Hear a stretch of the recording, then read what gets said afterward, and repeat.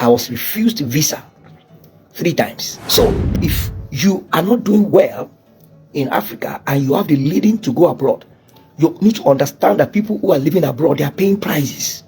See, I was working in the bank in Nigeria 23 years ago, 2002, 22 years ago. And I bought shares, I was doing well, and I was a lover of God. I was doing well, I was a minister, and I just served God, and I had money, I was working in the bank. And I had a burden in my heart.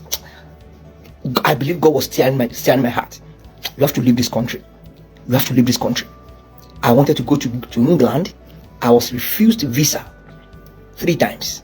British Embassy refused me visa 3 times. I was applying, they were refusing me. Now that was me. Everybody will not go to Britain.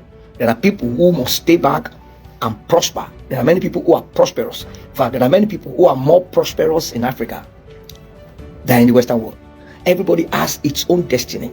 Everyone has its own path. For me, my path was to go abroad because of the call of God on my life, which I didn't know at that time, because the things that God wanted me to teach and say, I couldn't do it. I can't be in Nigeria now and be saying the things I'm saying.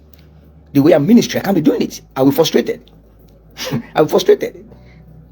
So there are people that are given certain calls that they have to leave their familiar environment before that call can manifest.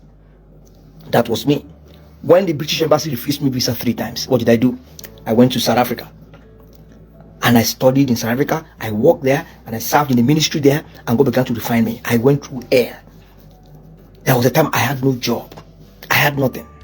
There was a time that I went to visit a friend, and I just called the friend. Where are you? Are you okay? Are you home? Let me come and say hello to you, because I didn't have food to eat. He didn't know I was coming to eat. And I actually walked to his house.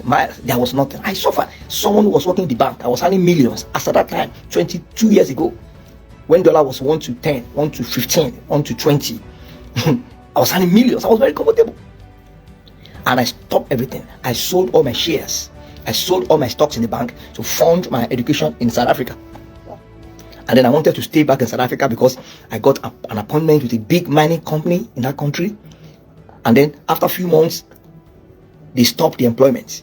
I did everything possible to make them to extend it. They didn't extend it. And then I started suffering. Somebody who was working in the biggest diamond mining company in the world. Now I got to a point I could not eat. It was God that was shaping my journey. Just like Moses rose to the top, became the son of Pharaoh, and then he crashed. And then God sent him to the forest. God was taking me through that journey. But I did not give up. Life is not easy.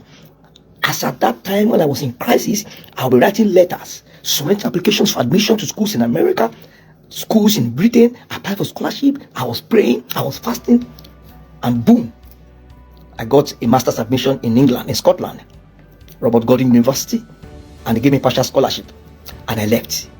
I moved from South Africa, I moved to Scotland. I thought my problem was over.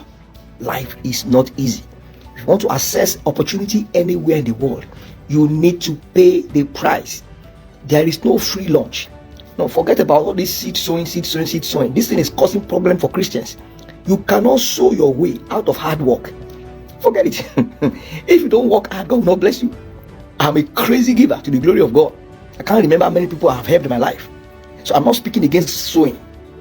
There is nothing I have not given God. There is nothing except my family and my wife. There was a time I went to my house when I was in school. I packed all my kitchen materials and I gave it to a missionary. Stove. Imagine packing your stove. Packing. As in, I was mad with giving. The kind of things to the glory of God that I have given in my life. So I'm not speaking against sowing. I'm saying there are things you cannot sow your way out of. One of which is hard work. Don't let anybody deceive you. There is nowhere that is easy in the world. Every country has challenges. Nigeria is challenged. America is challenged. Canada is challenged. The difference is just that those countries are developed countries. Some of the things we were struggling about in Africa, basic infrastructure, rule of law, sound institutions, all those things are there in the Western world, which make life easier. But we still face problems. I have faced so many problems in North America myself. So I went to Scotland and I studied for an MBA. To graduate from that MBA program was war. I went to Scotland with £200. My tuition fee was £14,000. Oh my goodness, the odds were against me. The whole university was against me. but I wanted to harness global opportunity.